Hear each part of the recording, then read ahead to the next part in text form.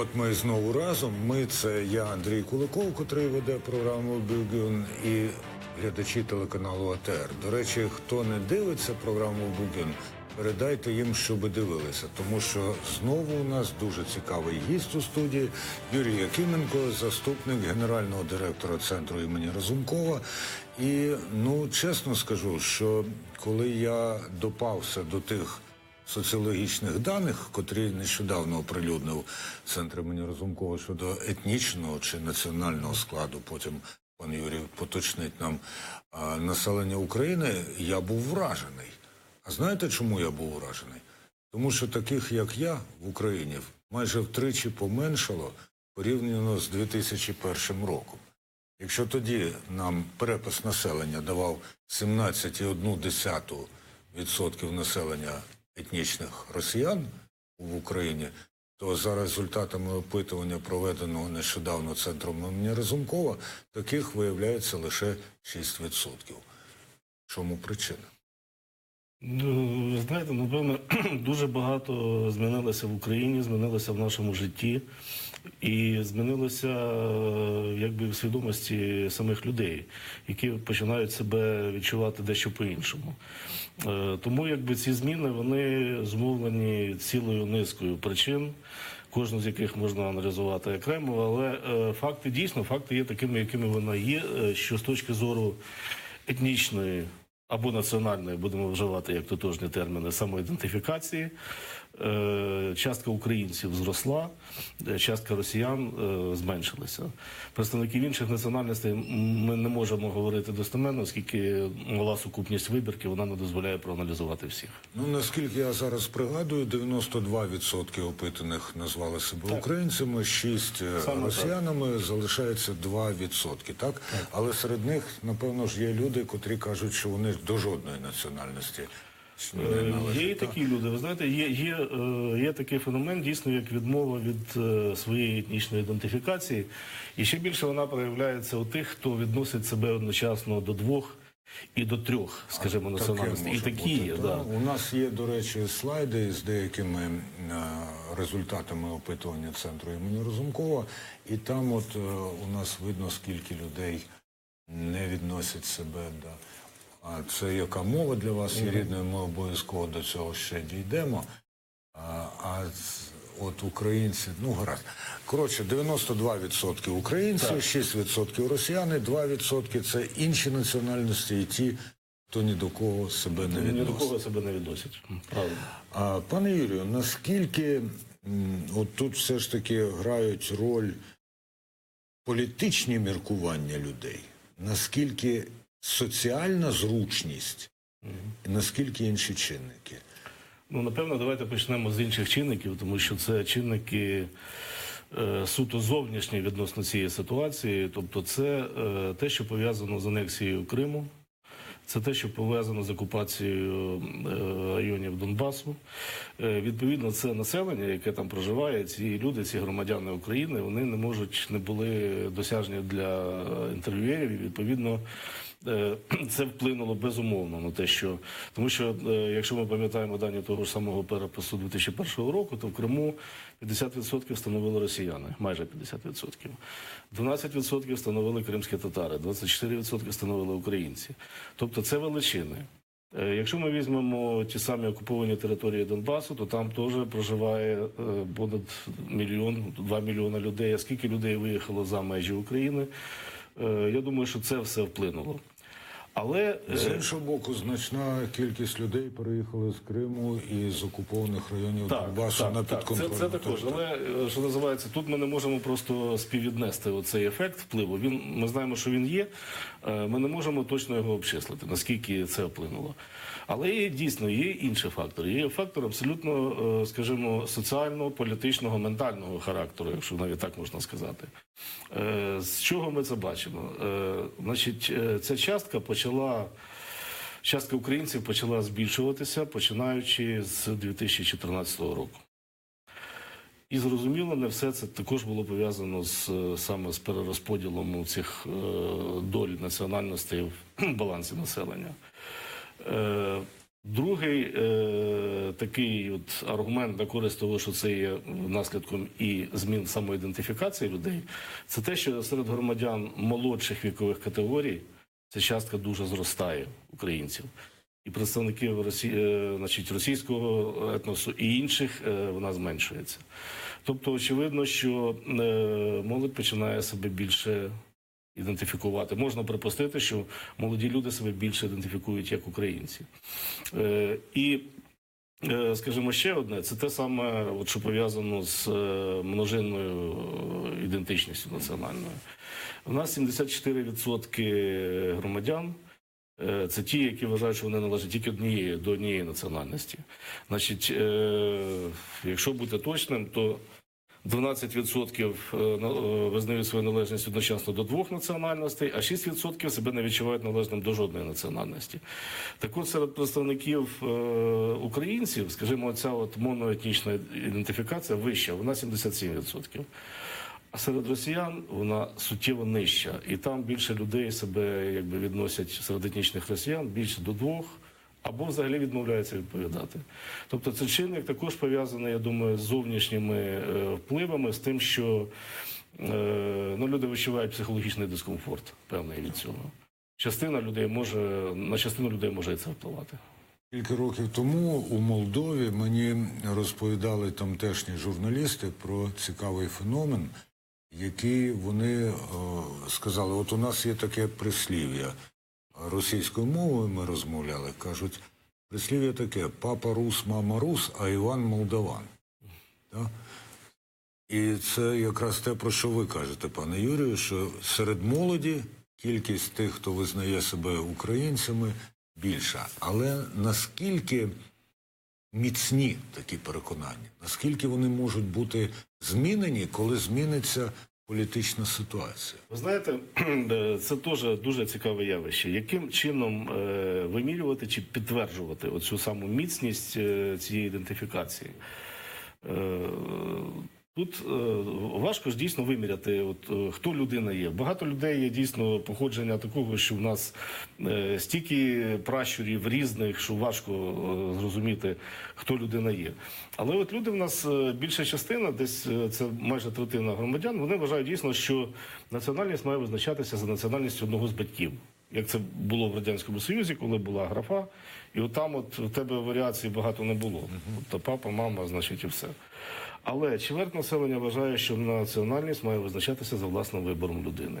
І тому ми можемо допустити варіанти, коли дійсно немає ніби прямих пращурів, значить, того чи іншої, тієї чи іншої національності, але людина себе вважає тим, ким вона себе вважає, в даному разі українцем. Наскільки взагалі коректним є термін національність або етнічність у застосуванні до окремої людини? От, наприклад, у Британії, коли проводять перепис населення, там ставлять етнічне походження. Так от, десь це саме і мається на увазі, коли ми питаємо про національність, тому що в нас дійсно існує оця мішанина в термінах, і вона дається в знаки дійсно і в науці серйозно зараз. Коли nationality в англійській мові, воно значить громадянство в першу чергу, ethnicity означає етнічність. У нас терміни етнічний і національний, навіть зараз в законодавчих актах в різних років, вони вживаються як синоніми. Скажімо, в законі про національні меншини там ще є оце згадування національності, яке було притаманне Радянському Союзу. Тому що сам закон приймався в 92-му році. В пізніших документах і в наукових розробках вже вживається термін етнічне походження чи етнічність. Але люди то того не розуміють.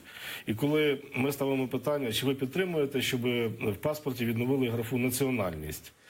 От третина підтримує, третина не підтримує. А ну, проведемо бліц-опитування тут. Половина підтримує чи не підтримує? Я маю на увазі пана Якименка. Ви підтримуєте відродження графи національності? Я не вважаю, що це потрібно саме з огляду на те, що це створить якраз проблеми для громадян, навіть при тому очікуваному запровадженні безвізового режиму. Коли що будуть відповідати громадяни, напитати, what is your nationality? Ukrainian, сам хтось скаже, що щось інше. І це створить певні проблеми, я думаю. Чому саме зараз у центрі імені Разумкова вирішили провести таке опитування? Чи може це було зовнішнє замовлення, чи ваша ініціатива? Ну, ви знаєте, щоб дочекатися зовнішнього замовлення від своєї держави, від влади, нам ще трохи треба працювати і, мабуть, довго чекати, тому що такі дослідження, як правило, ми проводимо такі дослідження з власної ініціативи, звичайно, набираючи найбільш актуальні теми. А чому ми взялися зараз? Тому що перше, ми проводили аналогічне дослідження 2005-2007 років, після помаранчевої революції, коли зафіксувався цей соціополітичний, соціокультурний розкол України на певні частини, як тоді це називали, скажімо так. Але розкол чи не розкол, але відмінності були дуже очевидні. І конфлікт також був. Ми вирішили повернутися до цього після другої революції, скажімо так, тому що вона за своїм впливом була не менш, а напевне більш сильніше вплинула на свідомість людей, відповідно на їх ідентичність, на їх погляди, ніж та перша революція. Підтримали цей проект дійсно зовнішні донори, так, Міністерство закордонних справ Нідерландів, програма МАТРА, фонд Конрада Аденауера. Але, тим не менше, це наше дослідження, наша ініціатива і той масив даних, який напрацьований, це от тільки, оце вже 2 журнали соціології, вийшли за 1 рік, це буде 3-й.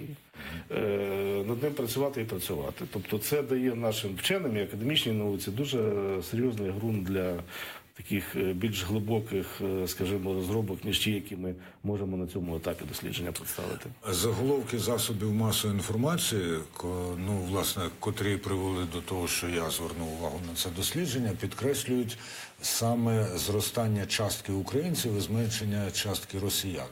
І менше там в заголовках, принаймні, йдеться про мову, яку визнають рідною, якою спілкуються і так далі. Які несподіванки, а може сподіванки в цьому сенсі? Ну, ви знаєте, все між собою взаємопов'язано, тому що процеси національної, мовної, культурної самоідентифікації в людей, вони відбуваються значною мірою паралельно.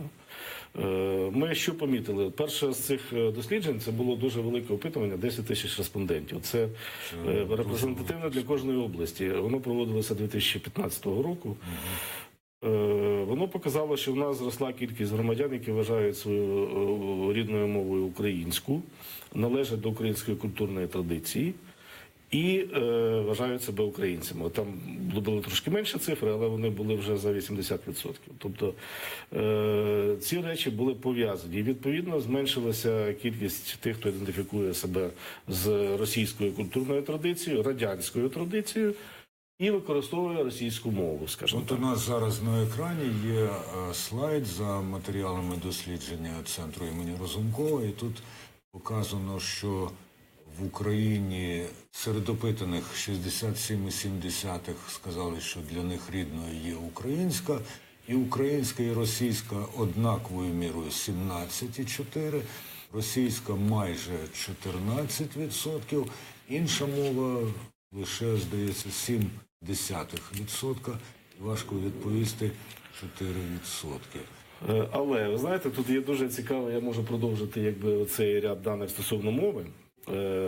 Цифри, якщо ми візьмемо вже питання, якою мовою ви розмовляєте вдома, а ще більше, якою мовою ви спілкуєтеся за межами вашого дому сім'ї, вони будуть відрізнятися.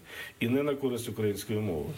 Це якраз дуже важливо знати, тому що я пригадую, я завжди любив в радянські часи ще читати всякі дані переписів, і там якраз це питання абсолютно не стояло. Там визначалося лише, яка мова для вас рідна, і давався відсоток людей певної національності, які визнали рідною мову своєї національності.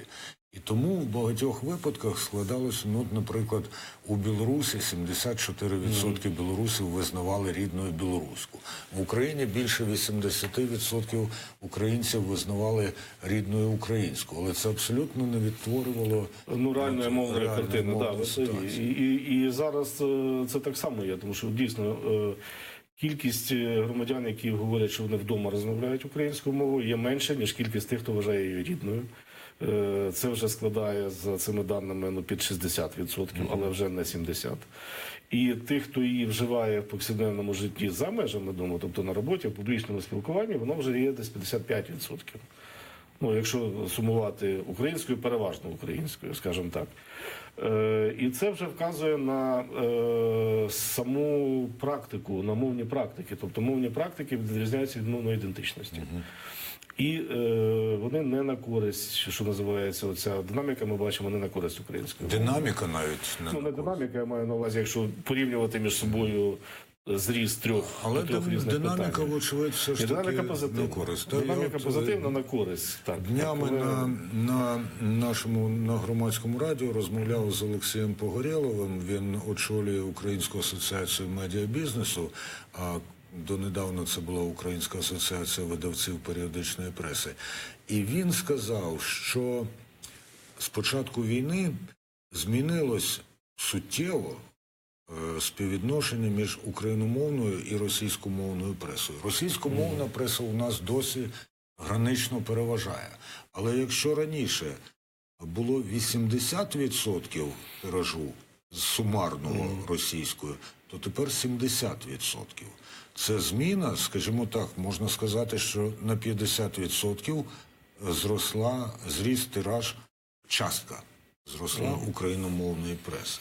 Ні, ну безумовно, зрушення, я кажу, тут вони є і вони на користь, але просто що така трошки, ну якби неповна відповідність. Ну це відповідає нашим реаліям і в принципі тій картині соціокультурній відмінностям, які є між різними регіонами, не більше, не менше. До речі, про регіони. Тут все як очікувалося. На Заході українців більше, на Сході українців менше. Ну це об'єктивно, так. Тому що дійсно, якщо ми відштовхуємося від перепису і беремо ці динамічні тенденції, то воно так і є. Тобто тут ніяких сюрпризів значних ми не побачимо. За вашим досвідом і вашими передбаченнями як фахового аналітика, скільки ми ще будемо відштовхуватись від перепису 2001 року? Чому? Я думаю, що головна проблема зараз, чесно кажучи, це ситуація. Я думаю, зараз, все-таки але ситуація все ж таки лише 3 роки. Друге питання – це перепис вже при Януковичі збралися робити, і вже гроші знайшлися нібито. Я думаю, що зараз в першу чергу це пов'язано з загалом соціально-політичною ситуацією, війною і всіма цими чинниками зовнішнього, так би мовити, характеру. І другою чергою вже з тим, чи є у держави на це, скажімо, ресурси, щоб це робити. Мені просто розповідали, людина, яка певний час провела в Македонії, де теж дуже давно не було перепису населення, що там дуже багато хто з усіх боків не хоче реального перепису населення, щоб він не засвідчив перевагу або стрімке зростання однієї чи іншої етнічної групи, що має для Македонії велике значення. Ну там інший баланс.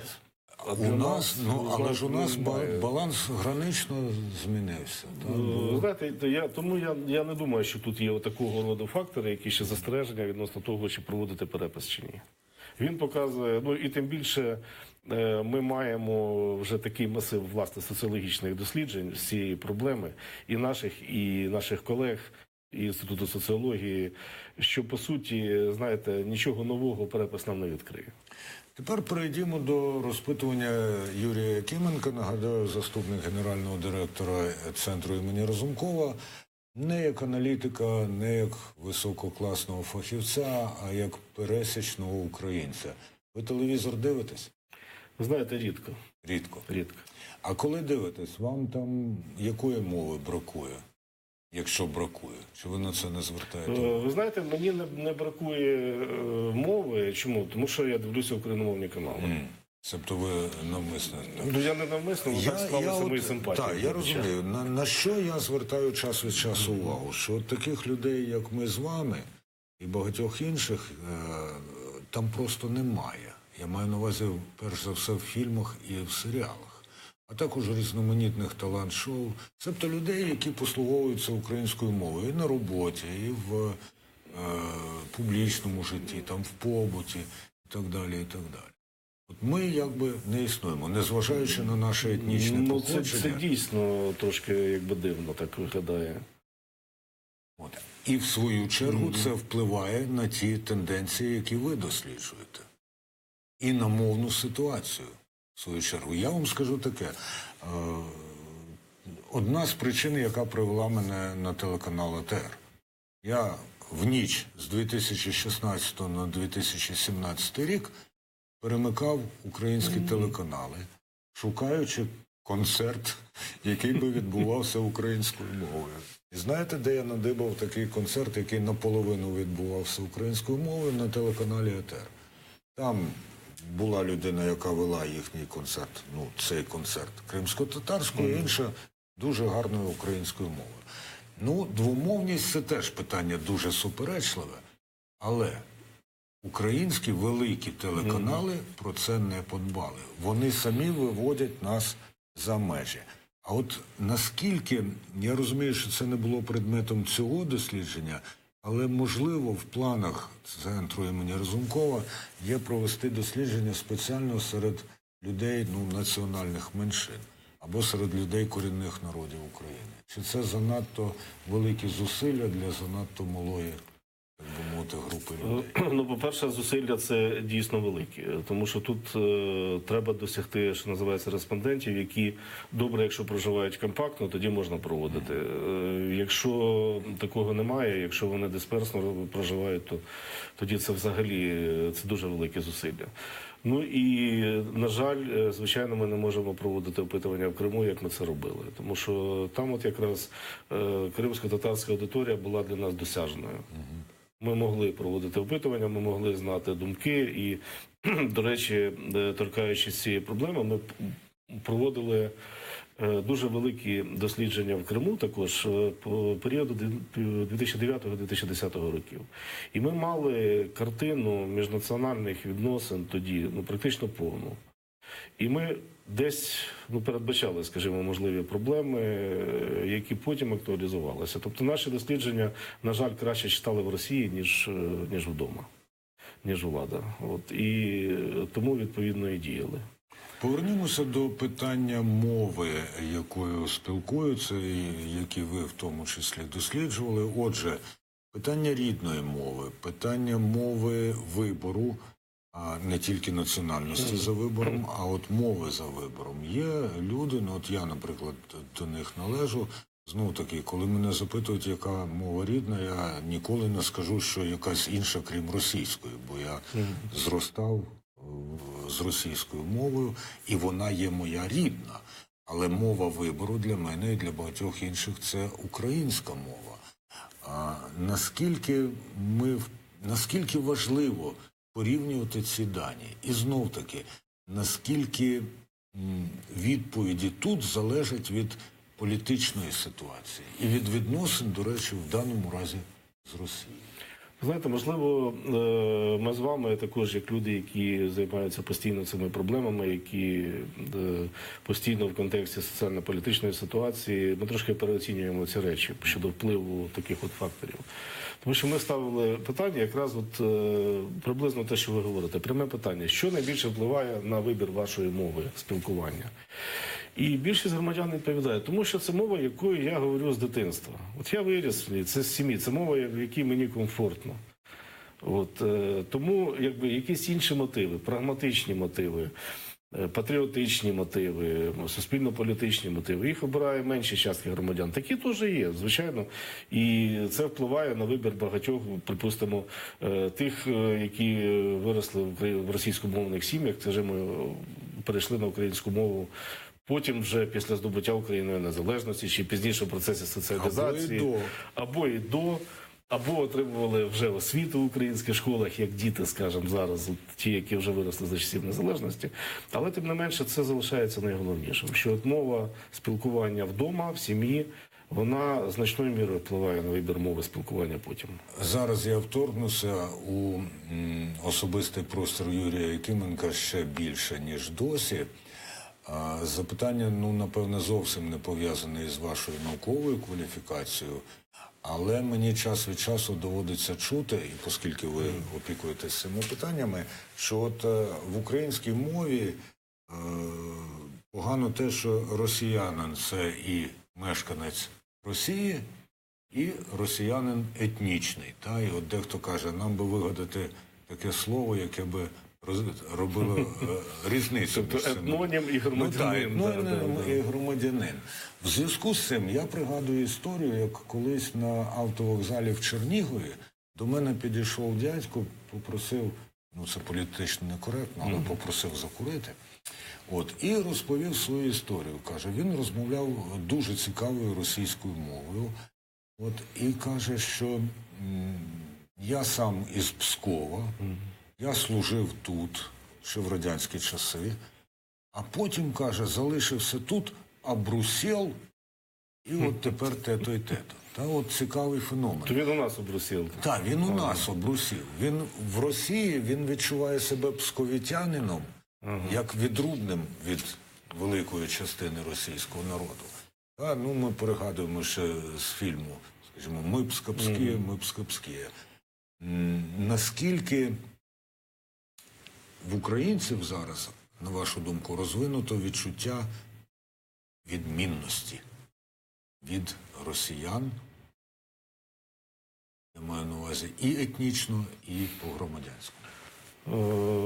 Ви знаєте, в українців відбулося дійсно зростання відчуття цієї відмінності. І цього не могло не бути. Звичайно, в зв'язку з цими подіями, війною і всім іншим. В першу чергу саме цим. Тому що, я думаю, виявився підірваним і позбавленим будь-яких підвалин міф про слов'янське братерство. Тобто ця ідентифікація себе вищого рівня, як ми там представники, ми слав'яні, ми там т.д. і т.п., ми два братські народи. До речі, зараз ще майже 50% вважає, що українці і росіяни – це два братські народи. Але їх було 62. В цьому циклі, скажімо, в цьому проєкті, але їх було більше, їх було за 60% верніше. Але також переважна більшість вважає, що це два різні народи. І, звичайно, більшість українців, понад 70%, вони вважають себе вже не представниками, як, скажімо, там в Радянському Союзі могла бути регіональна ідентичність. Ми не українці, а ми там звідти, ми там полтавчани, ми особливо з Донецька, значить, то, там взагалі надрозвинено. Тепер ми українці. І саме ідентифікація себе, це вже в політичному сенсі, політичної нації, з громадянством, з державою, з кордонами, з національними символами, атрибутами, в тому числі мовою, навіть грошовою одиницею, за яких при всьому тому до гривні ставлення у людей нормальне, як не до її курсу, але до того, що це атрибут держави. От. Так само, як і до інших, які дуже актуальні в цих умовах, як то армія, силові структури, СБУ, там Національна гвардія, батальйони і все інше. Тобто ми отримали нові символи, нові атрибути цих самоідентифікації, відмінності від іншого. Звичайно, це дуже важливо, і це, що називається, це результат цих років. І от такі відмінності і засвідчує, я би сказав, допомагає розвивати наукова ретельна робота, зокрема ті соціологічні дослідження, які проводить Центр імені Разумкова. Нагадую, що гостем програми «Булгун» був заступник генерального директора цього центру Юрій Якименко. Дуже вам дякую. Дякую. Нетерпляче чекаю на нові дослідження. Будемо працювати. Так, оприлюднюйте їх в кольорі, а не в чорно-білому. Буде набагато привабливіше показувати по телевізору. Будемо старатися. Програма «Булгун» до вас ще повернеться о 19:20.